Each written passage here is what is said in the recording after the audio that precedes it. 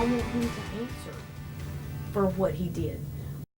Tonight, we are hearing for the first time from Kasey Allen. She's the wife of Texas State Trooper Damon Allen, who was gunned down during a traffic stop. Debrett Black is charged with killing Trooper Allen on Thanksgiving night. CBS 19's Stephanie Esquivel sat down with his wife, and as she explains, Mrs. Allen is looking to turn the heart-wrenching loss into new legislation that will not only keep law enforcement safe, but the public too.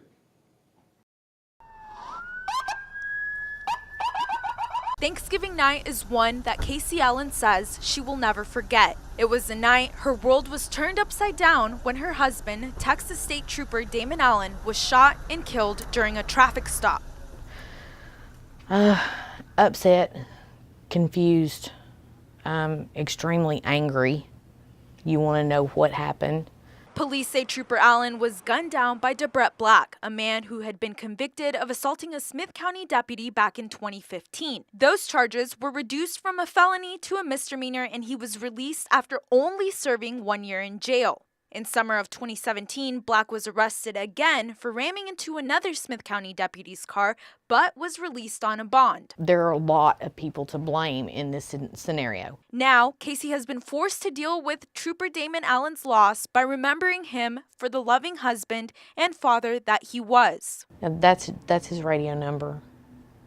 So that's what everybody knew him by. They're something I don't take off. But she says remembering him just isn't enough. If you have something bad happen to you, you need to bring something good out of it.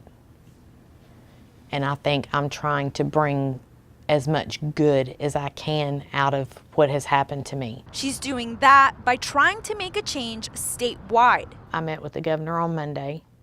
He's very supportive of some legislation that me and my team have wrote up. She says part of that legislation includes higher bonds for violent offenders.